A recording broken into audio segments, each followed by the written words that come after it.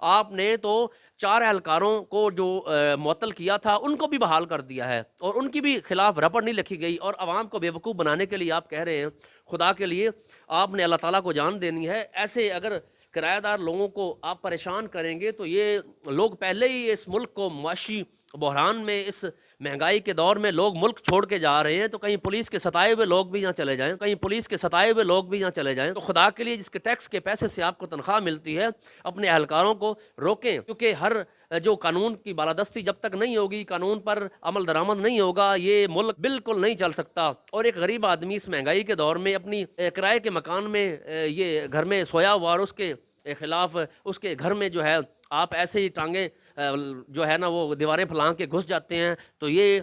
گھر کی چادر اور چار دیواری کی تقدس کی پامالی ہے۔ اس میں آپ کو چاہیے تھا ان اہلکاروں کو معطل کرتے، لیکن آپ نے رپٹ کا جھانسا دے کر ان کو بیوقوف بنا دیا، پورے شہر کو بیوقوف بنا دیا ہے کہ میں نے رپٹ لکھ کے، اور اس خبر کو بھی دبا دیا گیا ہے کہ میڈیا پہ یہ وائرل نہ ہو سکے۔ تو خدا کے لیے ان بزرگ کو، ان خواتین کو آپ ہراساں کر کے یہ کہنا چاہ رہے ہیں کہ یہ لکھ کر دے دیں، اور آپ نے تھوڑا سا لکھوا بھی لیا ہے، لیکن ٹائم اور لوکیشن اس وقت میں ان کے گھر میں موجود ہوں اور ٹائم ہو چکا ہے اتنا، اور ابھی آپ 5000 روپیہ ان کے گھر میں واپس بھی دے کے گئے ہیں اہلکار، وہ صفی اللہ حوالدار جو آلریڈی ایک فیمس ہے، کبھی مرغی کے گوشت فری لینے میں، اور کبھی کہاں کہیں 5 کلو گوشت لینے میں وہ فیمس ہے۔ تو ایسے اہلکاروں کو آپ معطل کرنے کی بجائے ان کو شیر نہ بنائیں، یہ شیر بن گئے تو اس شہر کو ایک جنگل بنا دیں گے اور یہ شکاری بن جائیں گے۔ خدا کے لیے آپ تھوڑا سا ان کے خلاف قانونی کارروائی کریں تاکہ وہ کارروائی وہ ہو جو نظر آئے۔ تو اپنا بہت سارا خیال رکھیے گا، اب تک کے صرف اتنا ہی، اللہ نگہبان۔ اس وقت ہماری سکرین پر آپ ویڈیو بھی ملاحظہ کر سکتے ہیں، اس خاتون کا بیان بھی سن لیں۔ یہ ماں جی میرے ساتھ موجود ہیں۔ ماں جی یہ تلاشی انہوں نے کنج لئی سی تہاڈی؟ اگر پولیس آفیشل آئی جی پنجاب کا یہ پروگرام دیکھ رہا ہو تو خدا کے لیے یہ ڈوب مرنے کا مقام ہے۔ جس وردی کو آپ پہنتے ہیں یہ آپ کو جو ملی ہے لوگوں کی حفاظت کے لیے ملی ہے، نہ کہ ان پر ظلم و ستم کرنے کے لیے، نہ ہی آپ بادشاہ ہیں، آپ صرف محافظ ہیں، اور خدا کے لیے صرف محافظ بنیے، اس عوام کو اتنا نہ ستائیں کہ ان کا ڈر ہی ختم ہو جائے۔ اللہ نگہبان۔ اب تک کے لیے صرف اتنا ہی۔ غریب آدمی کے تو گھر کے خرچے نہیں پورے ہوندے تے کرائے کتنے۔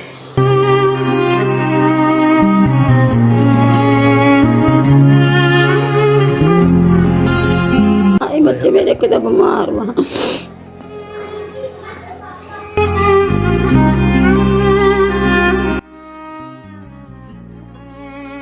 اچھا ماں جی نہ رو، اللہ کرم کرے گا، اللہ کرم کرے گا۔ آ تو اداں ہی رتھاں چ ہاتھ اداں مار کے ہسدے سی، نالے کٹدے سی، نالے ہاتھاں چ ہاتھ مار کے ہسدے سی۔ موبائل رہندا موبائل دے گا، 5000 بھی دے گا۔ حقی سچی ہے؟ ہاں اچھے جگہ لوکاس پٹی دا ہے نا ڈرائیور۔ آہو ہاں تے او منجی تے ڈائی سی، مونا اتنے بیٹھی سی تے مونا اتنے بیٹھی سی تے وہ نا ادھر کول بہ کے وہ چپیڑا مارے، ڈائی ماردا رہا۔ میں کہا بیٹا تسی کیوں میری بیٹی نو ماری جانے؟ تو اگے نہیں پریشان ہے گھروں گھروں بیچاری کے بیٹھی ہے۔ کہتے مائی چپ کر جا، کہندا کتے دی تے یہ کہندا آ کے مینوں بھی کہندا انہوں بھی کہندا۔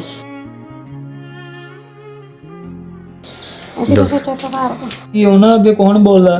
ਦਸ ਗਿਆ ਮੈਂ ਤਾਂ ਵੇਖੇ ਨਹੀਂ, ਮੂਨਾ ਨੇ ਵੇਖੇ ਬੁੱਕੇ ਸੀਗੇ ਮੇਰੇ ਤੋਂ, ਨਾ ਚੰਡਾ ਚੁੰਡਾ ਮਾਰੀਆਂ, ਵਾਰ ਵੂਲ ਖਿੱਚੇ ਸੀਗੇ ਬਸ। ਕੁਛ ਵੀ ਨਹੀਂ ਸੀ। ਉਹਨਾਂ ਆਉਂਦਿਆਂ ਨੇ ਬੂਹਾ ਲੱਤਾਂ ਮੁੱਤਾਂ ਮਾਰ ਕੇ ਤੇ ਬੂਹੇ ਤੋੜ ਦਿੱਤੇ ਆ, ਕੁੰਨੀਆਂ ਖੋਲੀਆਂ ਸੀ। ਆਂਦੇ ਨੇ ਤਲਾਸ਼ੀਆਂ ਪੁਲਿਸ ਤੋਂ ਲੈਣ ਲੱਗ ਪਿਆ ਸੀਗਾ, ਪਹਿਲੇ ਪਤਾ ਨਹੀਂ ਚੋਰ ਆ। ਅੱਛਾ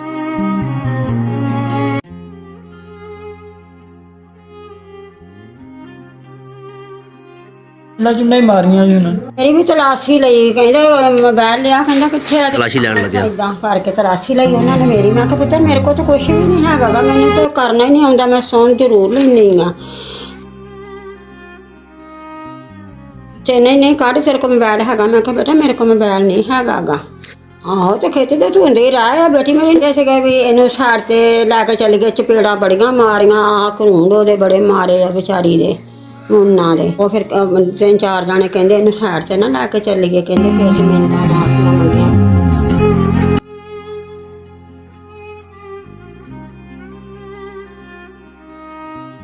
ਮਾਫੀਆਂ ਮੰਗਦੇ ਹੋਣਗੇ ਵੀ ਚਲੋ ਅਸੀਂ ਆ ਗਏ, ਸਾਨੂੰ ਮਾਫ ਕਰ ਦਿਓ। ਕਿ 20000 ਰੁਪਇਆ ਸੀਗਾ ਉਹ ਵੀ ਲੈ ਗਏ, ਮੋਬਾਈਲ ਲੈ ਗਏ। ਹਾਂਜੀ ਵਾਜੀ ਨਹੀਂ ਪਤਾ, ਇੱਥੇ ਦਰਵਾਜ਼ਾ ਠੁੱਡਾ ਮਾਰਿਆ ਨਾ, ਖੁੱਲ ਗਈ। ਅੱਛਾ ਅੱਛਾ ਅੱਛਾ। ਮਹਿਨਾਜ ਇੱਥੇ ਪਈ ਸੀ, ਆ ਗਈ ਬੱਤੀ। ਮਹਿਨਾਜ ਇੱਥੇ ਪਈ ਸੀ। ਹਾਂਜੀ ਇਹਦਾ ਉਹ ਇੱਥੇ ਪਿਆ ਸੀ, ਮੈਂ ਇੱਥੇ ਪਈ ਸੀ। ਮੇਰਾ ਆਮ ਇਹਨਾਂ ਨੇ ਭੁੱਲ। ਅੱਛਾ ਪਤਾ ਨਹੀਂ ਇਹਨਾਂ ਨੇ ਕਿੱਦਾਂ ਡਿੰਗੀਆਂ ਕੀਤੀਆਂ ਆ ਫਿਰ ਪਤਾ ਇਹ ਮੈਂ ਦੱਸਦੀ ਤੁਹਾਨੂੰ ਆ ਵੀ ਕੀਤੀ ਫਿਰ ਹਨਾ ਅੱਛਾ ਇੱਥੇ ਮੈਂ ਆ ਗਈ ਇੱਥੇ ਬੈਠੇ ਨੂੰ ਬਾਅਦ ਫਾਟੇ ਖਿੱਚੇ ਇਹ ਵੀ ਕੁੰਡੀ ਤੋੜਤੀ ਹਾਂ ਤਾਂ ਬਸਤੀ ਗਏ ਉਹ ਕਹਿੰਦਾ ਇੱਧਰ ਆ ਕਹਿੰਦਾ ਟਰੈਕ ਸੇ ਕੁੱਤੀ ਦੀ ਗਤੀ ਗਈ ਕਹਿੰਦਾ ਅੱਛਾ ਕੀ ਅਰੇ ਕੀ ਮਾਸੀ ਕਾ ਸਾਨੂੰ ਕੋਈ ਪੁੱਤਰ ਡੇਢ ਦਾ ਟਾਈਮ ਸੀਗਾ ਫਿਰ ਹਨਾ ਆ ਕੁੰਡੀ ਅੰਦਰ ਬੈਠੇ ਦੀ ਲਾਈ ਸੀਗੀ ਇਹਨੂੰ ਗਾਲਾਂ ਕੱਢਣ ਲੱਗ ਪਿਆ ਕਹਿੰਦਾ ਖੋਲ ਦਰਵਾਜ਼ਾ ਕਹਿੰਦਾ ਕਿ ਉਹਨੇ ਦਰਵਾਜ਼ਾ ਖੋਲਿਆ ਅਸਾਂ ਕਾ ਚੋਰ ਆ ਕਹਿੰਦੇ ਚੋਰ ਨੇ ਅਸੀਂ ਪੁਲਿਸ ਵਾਸਤੇ ਸੀਗਾ ਅੱਛਾ ਵਿਕਾਸ ਭੱਟੀ ਅੱਛਾ ਤੇ ਇੱਕ ਮਨੀਰ ਭੱਟੀ ਸੀਗਾ ਇੱਕ ਕਾਸ਼ੀ ਸੀਗਾ ਕਾਸ਼ ਬਾਕੀ ਨੇ ਬਹੁਤ ਕਿਹੜਾ ਮਤਲਬ ਠੀਕ ਉਹ ਵੜ ਗਏ ਇੱਥੇ ਸਾਰਾ ਸੇਫ ਨਵਾਰੀ ਖੋਲ ਫਰਿੱਜਾਂ ਖੋਲ ਪਤਾ ਨਹੀਂ ਕੀ ਲੱਭ ਜੇ ਫਿਰਦੇ ਸੀ ਇਸ ਕਾ ਤੁਹਾਨੂੰ ਦੱਸੋ ਸਾਡੇ ਕੋਲ ਕੁਝ ਵੀ ਨਹੀਂ ਹੈਗਾਗਾ ਤੇ ਕੁੱਟਿਆ ਕਿੰਨੂੰ ਮਾਰਿਆ ਮੁੰਨਾ ਦੇ ਮਾਰਿਆ ਤੇ ਆ ਮੇਰਾ ਜਿਹੜਾ ਬੇਟਾ ਪਿਆ ਇਹਨੇ ਬੜਾ ਕੁੱਟਿਆ ਇੱਥੋਂ ਵਾਲਾ ਤੋਂ ਫੜ ਕੇ ਨੂੰ ਤਾਂ ਹੀ ਖਿੱਚ ਕੇ ਲੈ ਗਏ ਮੰਜੀ ਤੋਂ ਬਹੁਤ ਕੁੱਟਿਆ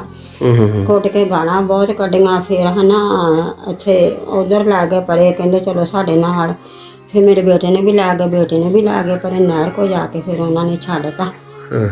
ਤੇ ਇੱਥੇ ਦੋ ਮੁੰਡੇ ਖੜੇ ਸੀ ਕਹਿੰਦੇ ਕੀ ਮਸਲਾ ਵਾ ਤੇ ਕਹਿੰਦੇ ਸਾਡਾ ਕੋਈ ਮਸਲਾ ਨਹੀਂ ਸਾਡਾ ਘਰੇਲੂ ਮਸਲਾ ਵਾ ਅੱਛਾ ਘਰੇਲੂ ਕਹਿੰਦੇ ਮਹੱਲੇ 'ਚ ਇਦਾਂ ਕਹਿ ਕੇ ਗਿਆ ਕਹਿੰਦੇ ਫੋਨ ਨਹੀਂ ਤੁਸੀਂ ਕਿਸੇ ਨੇ ਵੀ ਕਰਨਾ ਤੇ ਨਾ ਤੁਸੀਂ ਦੱਸਣਾ ਕਿਸੇ ਨੂੰ ਅਸੀਂ ਫਿਰ ਆ ਜਾਾਂਗੇ ਦੁਬਾਰਾ ਐ ਵੀ ਧਮਕੀਆਂ ਸਾਨੂੰ ਲਾ ਕੇ ਗਏ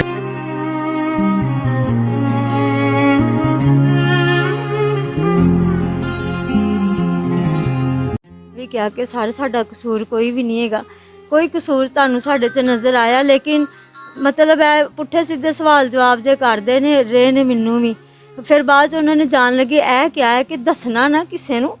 ਕਿ ਅਸੀਂ ਆਏ ਸੀ ਨਾ ਕਿਸੇ ਨੂੰ ਫੋਨ ਕਰਨਾ ਅਸੀਂ ਕਿਹਾ ਨਹੀਂ ਸਰ ਅਸੀਂ ਨਾ ਕਿਸੇ ਨੂੰ ਦੱਸਾਂਗੇ ਨਾ ਅਸੀਂ ਕਿਸੇ ਨੂੰ ਫੋਨ ਕਰਾਂਗੇ ਉਹਦੇ ਵਿੱਚ ਇੱਕ ਪੁਲਿਸ ਵਾਲਾ ਸੀ ਉਹਨਾਂ ਨੇ ਕਿਹਾ ਕਿ ਠੀਕ ਹੈ ਬੀਬੀ ਤੁਸੀਂ ਆਪਣਾ ਜਾਓ ਘਰ ਫਿਰ ਅਸੀਂ ਘਰ ਵਾਪਿਸ ਆ ਗਏ ਹਾਂਜੀ ਨਹੀਂ ਤਲਾਸ਼ੀ ਉਹਨਾਂ ਨੇ ਮੇਰੀ ਵਾਲਦਾ ਦੀ ਲਈ ਸੀ ਤੇ ਮੈਨੂੰ ਤੇ ਉਹਨਾਂ ਨੇ ਚਪੇੜਾ ਚਪੂੜਾ ਮਾਰੀਆਂ ਹਾਂਜੀ ਉਂਝ ਇੱਕ ਦੋ ਪੁਲਿਸ ਦੇ ਬੰਦਿਆਂ ਨੇ ਗੱਲ ਕਹੀ ਸੀ ਕਿ ਇਸ ਲੜਕੀ ਨੂੰ ਅਸੀਂ ਸਾਈਡ ਤੇ ਲੈ ਜਾਂਦੇ ਆ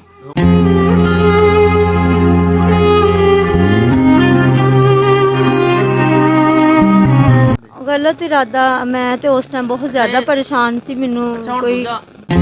ਸਾਡਾ ਹੁਣ ਡੀਪੀਓ ਨੂੰ ਇਹ ਮੁਤਾਲਬਾ ਹੈ ਕਿ ਇਹਨਾਂ ਦੇ ਖਿਲਾਫ ਕਾਰਵਾਈ ਕਰਨ ਠੀਕ ਹੈ ਅਸੀਂ ਤੇ ਡਰਨੇ ਇਹਨਾਂ ਕੋਲੋਂ ਕਾਨੂੰਨ ਦੇ ਉਹ ਬੰਦੇ ਨੇ ਅਸੀਂ ਤੇ ਡਰਦੇ ਜਿਹੜੇ ਕਿ ਗੂਠੇ ਗਾਠੇ ਉਹਨਾਂ ਨੂੰ ਸੁਲਾਹ ਵਾਸਤੇ ਲਾ ਦਿੱਤੇ ਲੇਕਿਨ ਸਾਡੇ ਜਿਹੜੇ ਕਿ ਪੈਸੇ ਪੂਸੇ ਵੀ ਉਹਨਾਂ ਨੇ ਵਾਪਸ ਨਹੀਂ ਕੀਤੇ ਔਰ ਇਹਨਾਂ ਦੇ ਖਿਲਾਫ ਕੋਈ ਕਾਰਵਾਈ ਵੀ ਨਹੀਂ ਹੋਈ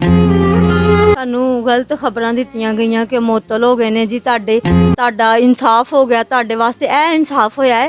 ਜਿਨ੍ਹਾਂ ਨੇ ਤੁਹਾਡੇ ਨਾਲ ਜ਼ਿਆਦਤੀਆਂ ਕੀਤੀਆਂ ਨੇ ਪੁਲਿਸ ਵਾਲਿਆਂ ਨੇ ਅੰਦਰ ਵੜ ਕੇ ਠੀਕ ਹੈ ਤੇ ਉਹ ਮੁਅੱਤਲ ਹੋ ਗਏ ਨੇ ਅਸੀਂ ਤੇ ਚਲੋ ਖੁਸ਼ ਹੋਏ ਸੀ ਕਿ ਚਲੋ ਸ਼ੁਕਰ ਅੱਲਾਹ ਤਾਲਾ ਦਾ ਇਨਸਾਫ ਵੀ ਇਸ ਦੁਨੀਆ ਤੇ ਹੈਗਾ ਲੇਕਿਨ ਇਹ ਮੇਰਾ ਖਿਆਲ ਹੈ ਕਿ ਇਹ ਗਲਤ ਹੀ ਖਬਰ ਫੈਲਾਈ ਗਈ ਕੋਈ ਇਨਸਾਫ ਸੂਫ ਨਹੀਂ ਮਿਲਿਆ ਸਾਨੂੰ ਤੇ ਉਹ ਉਸੇ ਤਰ੍ਹਾਂ ਹੀ ਆਪਣੀਆਂ ਜਿਹੜੇ ਕਿ ਡਿਊਟੀਆਂ ਤੇ ਚੱਲ ਰਹੇ ਨੇ ਹੁਣ ਸਾਡਾ ਡੀਪੀਓ ਨੂੰ ਇਹ ਮੁਤਾਲਬਾ ਹੈ ਕਿ ਇਹ ਆਪਣੇ ਤੌਰ ਤੇ ਇਹਨਾਂ ਨਾਲ ਸ਼ੋਤਲ ਤੇ ਕੋਈ ਵੀ ਨਹੀਂ ਹੋਏ ਹੱਲੇ ਤੱਕ ਕੋਈ ਕਾਰਵਾਈ ਕੋਈ ਕਿਸੇ ਕਿਸਮ ਦੀ ਕੋਈ ਕਾਰਵਾਈ ਨਹੀਂ ਹੋਈ ਐਵੇਂ ਸਾਨੂੰ ਇਹ ਗੱਲਾਂ ਸੁਣਾਈਆਂ ਗਈਆਂ ਨੇ ਕਿ ਉਹ ਮੁਅੱਤਲ ਹੋ ਗਏ ਨੇ ਫਲਾਣਾ ਟਮਕਾਣਾ ਯੂਨੀਫਾਰਮ ਦੇ ਵਿੱਚ ਹੀ ਕੱਲ ਉਹ ਸਾਰੇ ਆਏ ਨੇ ਤੇ ਕੱਲ ਉਦੋਂ ਤੇ ਰਾਤ ਨੂੰ 1:30 ਵਜੇ ਆਏ ਸੀ ਲੇਕਿਨ ਕੱਲ ਪੈਸੇ ਵਿਕਾਸ ਉਹ ਬਹੁਤ ਜ਼ਿਆਦਾ ਜਿਹੜੇ ਸਾਡੇ ਤਾਲੁਕ ਵਾਲੇ ਸੀ ਅੱਬਾ ਇੱਕ ਦੋ ਵਿਲਸੀ ਜਿਹੜੇ ਕਿ ਇਸ ਮਾਮਲੇ ਵਾਸਤੇ ਉਹਨਾਂ ਕੋਲ ਜਾ ਕੇ ਕਹਿੰਦੇ ਰਹੇ ਨੇ ਕਿ ਇਹਨਾਂ ਨਾਲ ਸਾਡੀ ਸੁਲ੍ਹਾ ਕਰਵਾਓ ਉਹ ਵਕੀਲ ਵੀ ਸਾਨੂੰ ਕਹਿੰਦੇ ਰਹੇ ਨੇ ਕਿ ਚਲੋ ਜੀ ਤੁਸੀਂ ਰਫਾ ਦਫਾ ਕਰੋ ਇਸ ਮਾਮਲੇ ਨੂੰ ਸੁਲ੍ਹਾ ਸਫਾਈ ਵਾਸਤੇ ਅਸੀਂ ਉਹ ਫਿਰ ਸਾਡੇ ਕੋਲ ਉਹਨਾਂ ਨੇ ਕੱਲ ਗੂਠੇ ਗਾਠੇ ਲਵਾਏ ਨੇ ਸੁਲ੍ਹਾਨਾਮਾ ਅਸੀਂ ਉਹਨਾਂ ਨੂੰ ਲਿਖ ਦਿੱਤਾ ਹਾਂਜੀ 5000 ਰੁਪਇਆ ਉਹਨਾਂ ਨੇ ਸਾਨੂੰ ਦਿੱਤਾ ਵਾਪਿਸ ਔਰ ਇੱਕ ਮੋਬਾਈਲ ਜਿਹੜਾ ਸੀ ਉਹ ਵੀ ਉਹਨਾਂ ਨੇ ਸਾਨੂੰ ਦੇਤਾ ਲੇਕਿਨ ਸਾਡੇ ਪੈਸੇ ਜਿਹੜੇ 19500 ਰੁਪਇਆ ਤੇ ਉਹ ਸਿਰਫ ਉਹਨਾਂ ਵਿੱਚ ਉਹਨਾਂ ਨੇ ਸਾਨੂੰ 5000 ਰੁਪਇਆ ਦਿੱਤਾ ਬਾਕੀ ਕਹਿ ਰਹੇ ਸੀ ਦੇ ਦਾਂਗੇ ਲੇਕਿਨ ਉਸ ਤੋਂ ਬਾਅਦ ਕੋਈ ਰਿਸਪੌਂਸ ਨਹੀਂ ਹੋਣਾ ਹਾਂਜੀ ਸਰ ਰਾਤ ਦੇ 1:30 ਵਜੇ ਦਾ ਟਾਈਮ ਸੀ ਅਸੀਂ ਤੇ ਸਾਰੇ ਸੁੱਤੇ ਸੀ ਤੇ ਪੁਲਿਸ ਦੇ 8-10 ਬੰਦੇ ਆਏ ਨੇ ਮੈਂ ਦੀਵਾਰਾਂ ਫਲਾਂਗ ਕੇ ਉਸ ਤੋਂ ਬਾਅਦ ਬੂਹੇ ਬਾਵੇ ਕਮਰਿਆਂ ਦੇ ਬੂਹੇ ਉਹਨਾਂ ਨੇ ਤੋੜੇ ਨੇ ਕੁੰਡੀਆਂ ਛੁੰਡੀਆਂ ਨਾ ਤੋੜ ਕੇ ਅੰਦਰ ਐਂਟਰ ਹੋਏ ਸੀ ਤੇ ਵੈਸੇ ਜਦੋਂ ਬੂਹਿਆਂ ਨੂੰ ਲੱਤਾਂ ਮਾਰ ਰਹੇ ਸੀ ਅਸੀਂ ਤਾਂ ਉਸ ਟਾਈਮ ਹੀ ਜਿਹੜਾ ਕਿ ਰੋਲਾ ਪਾ ਕੇ ਚੋਰ ਲੇਕਿਨ ਉਹਨਾਂ ਨੇ ਗਾਲਾਂ ਕੱਢਦੇ ਪੁਲਿਸ ਅਹਿਲਕਾਰ ਅੰਦਰ ਐਂਟਰ ਹੋਏ ਨੇ ਔਰ ਉਹਨਾਂ ਨੇ ਇਹ ਕਿਹਾ ਕਿ ਅਸੀਂ ਚੋਰ ਨਹੀਂ ਅਸੀਂ ਪੁਲਿਸ ਵਾਲੇ ਆ ਉਸ ਤੋਂ ਬਾਅਦ ਉਹਨਾਂ ਨੇ ਜਿਹੜਾ ਕਿ ਮੈਨੂੰ ਵੀ ਮਾਰਨਾ ਸ਼ੁਰੂ ਕਰਤਾ ਮੇਰੇ ਭਰਾ ਨੂੰ ਵੀ ਮਾਰਨਾ ਸ਼ੁਰੂ ਕਰਤਾ ਤਲਾਸ਼ੀਆਂ ਤਲੂਸ਼ੀਆਂ ਲਈਆਂ, ਉਹਦੇ ਵਿੱਚ ਉਹਨਾਂ ਨੇ ਮੋਬਾਈਲ ਚੁੱਕਿਆ, ਪੈਸੇ ਪੂਸੇ ਕੁਛ ਪਏ ਸੀ ਸਾਡੇ ਕਿਰਾਏ ਦੇ 13,000 ਰੁਪਇਆ ਇੱਕ ਦਰਾਸ ਪਿਆ ਸੀ, 6500 ਰੁਪਇਆ ਭਾਈ ਦੀ ਸ਼ਰਟ ਦੀ ਜੇਬ ਚੋਂ ਕੱਢਿਆ ਉਹਨਾਂ ਨੇ। ਹਾਂ ਤੇ ਲੇਕਿਨ ਮੈਨੂੰ ਤੇ ਮੇਰੇ ਭਰਾ ਨੂੰ ਉਹਨਾਂ ਨੇ ਨਜਾਇਜ਼ ਮਾਰਿਆ ਬਹੁਤ ਜ਼ਿਆਦਾ, ਜਦੋਂ ਕਿ ਸਾਡੇ ਘਰ ਵਿੱਚ ਕੋਈ ਵੀ ਐਸੀ ਚੀਜ਼ ਬਰਾਮਦ ਨਹੀਂ ਹੋਈ ਜਿਹੜੀ ਕਿ ਸਾਡੇ ਖਿਲਾਫ ਸੀ। ਉਹਦੇ ਬਾਵਜੂਦ ਵੀ ਉਹ ਸਾਨੂੰ ਮਾਰਦੇ ਕੁੱਟਦੇ ਰਹੇ ਨੇ ਔਰ ਗਾਲਾਂ ਵੀ ਬਹੁਤ ਗੰਦੀਆਂ ਕੱਢਦੇ ਰਹੇ ਨੇ। ਫਿਰ ਮੇਰੇ ਮਾਂ-ਬਾਪ ਬੁੱਢੇ ਨੇ, ਉਹ ਉਹਨਾਂ ਨੂੰ ਪੁੱਛਦੇ ਰਹੇ ਨੇ ਕਿ ਵੀ ਤੁਸੀਂ ਸਾਡੇ ਬੱਚਿਆਂ ਨੂੰ ਇਸ ਤਰ੍ਹਾਂ ਬੇਦਰਦੀ ਦੇ ਨਾਲ ਮਾਰਨ ਦੀ ਵਜ੍ਹਾ ਤੇ ਦੱਸੋ ਸਾਡਾ ਕਸੂਰ ਕੀ ਹੈ, ਲੇਕਿਨ ਉਹਨਾਂ ਨੇ ਉਹਨਾਂ ਦੀ ਵੀ ਨਹੀਂ ਸੁਣੀ। ਮੇਰੇ ਅੰਮੀ ਅੱਬੂ ਬੁੱਢੇ ਜ਼ਈਫ ਰੋਲਾ ਪਾਉਂਦੇ ਰੋਂਦੇ ਕਰਲਾਉਂਦੇ ਰਹੇ, ਲੇਕਿਨ ਉਹਨਾਂ ਨੇ ਜਿਹੜੀ ਆਪਣਾ ਕੰਮ ਸੀ ਉਹ ਆਪਣਾ ਉਹਨਾਂ ਨੇ ਜਾਰੀ ਰੱਖਿਆ। ਉਸ ਤੋਂ ਬਾਅਦ ਉਹਨਾਂ ਨੇ ਮੈਨੂੰ ਫੜਿਆ ਤੇ ਮੈਨੂੰ ਕਹਿੰਦੇ ਚੱਲ ਸਾਡੇ ਨਾਲ, ਤੇ ਮੇਰੇ ਵਾਲ ਸਾਹਿਬ ਕਹਿੰਦੇ ਰਹੇ ਕਿ ਹੁਣ ਤੁਸੀਂ ਸਾਡੀ ਬੇਟੀ ਨੂੰ ਕਿੱਥੇ ਲੈ ਕੇ ਜਾ ਰਹੇ ਹੋ। ਮੈਨੂੰ ਉਹਨਾਂ ਨੇ ਖਿੱਚਾ ਧਰੂਆ ਕੀਤਾ, ਕਾਸ਼ੀ ਨਾਮ ਦਾ ਲੜਕਾ, ਉਹ ਮੈਨੂੰ ਖਿੱਚ ਕੇ ਬਾਹਰ ਤੀਕਰ ਲੈ ਕੇ ਗਿਆ, ਜਿਹੜਾ ਕਿ ਗਲੀ ਦੇ ਲੋਕਾਂ ਨੇ ਵੀ ਵੇਖਿਆ। 2-4 ਲੋਕਾਂ ਨੇ ਸਵਾਲ ਵੀ ਕੀਤਾ ਉਹਨਾਂ ਨੂੰ ਕਿ ਤੁਸੀਂ ਇਹਨਾਂ ਨੂੰ ਕਿੱਥੇ ਲੈ ਕੇ ਜਾ ਰਹੇ ਹੋ ਇਸ ਰਾਤ ਦੀ ਰਾਤ। ਖਿੱਚਾ ਧਰੂਆ ਕਰਕੇ ਤੇ ਪੁਲਿਸ ਵਾਲਿਆਂ ਨੇ ਉਹਨਾਂ ਨੂੰ ਕਿਹਾ ਕਿ ਅੰਦਰ ਤੁਸੀਂ ਜਾਓ, ਇਹ ਸਾਡਾ ਘਰੇਲੂ ਮਸਲਾ। ਤੇ ਮੈਨੂੰ ਇਸ ਤਰ੍ਹਾਂ ਖਿੱਚ ਧਰੂ ਕੇ ਡਾਲੇ ਤੀਕਰ ਵੀ ਲੈ ਕੇ ਗਏ ਨੇ। ਉੱਥੇ ਜਾ ਕੇ ਫਿਰ ਮੇਰਾ ਇੱਕ ਭਾਈ ਜਿਹਨੂੰ ਇਹ ਮਾਰ ਰਹੇ ਸੀ ਉਹ ਵੀ ਪਿੱਛੇ ਨੱਸਿਆ ਤੇ ਉਹਨੇ ਵੀ ਕਿਹਾ ਕਿ ਮੇਰੀ ਭੈਣ ਨੂੰ ਛੱਡ ਦੋ, ਨਾ ਇਹਨੂੰ ਲੈ ਕੇ ਜਾਓ। ਫਿਰ ਮੇਰੇ ਵਾਲਦ ਸਾਹਿਬ ਵੀ ਬੁੱਢੇ ਪਿੱਛੇ ਆ ਰਹੇ ਸੀ, ਇਸ ਤਰ੍ਹਾਂ ਗਲੀ 'ਚ ਹਨੇਰਾ ਵੀ ਸੀ ਇੱਕ ਦੋ ਜਗ੍ਹਾ ਤੇ ਉਹ ਡਿੱਗੇ ਵੀ ਨੇ ਹਨੇਰੇ ਦੀ ਵਜ੍ਹਾ